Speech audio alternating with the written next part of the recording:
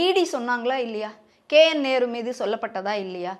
ஒரு ஜாபுக்கு நீங்க வந்து லஞ்சம் வாங்குறீங்க.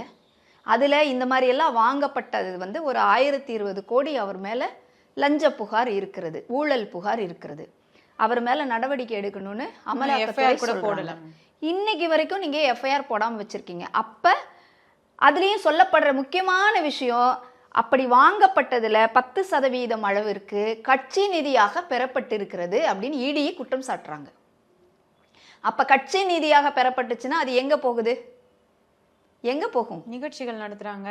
ஐயா அப்படி கிடையாது. அதுக்கு அர்த்தம் அறிவாலயத்துக்கு போகுதுன்னு அர்த்தம். அறிவாலயத்துல யார் இருக்கிறாங்க? யாரு கட்சியினுடைய தலைவராக இருக்கிறாங்க? முதல்வர் ஸ்டாலின் அவர்கள். அப்போ ஆப்வியஸா தெரிஞ்சிருச்சா நமக்கு? இதுதான் நடக்குது.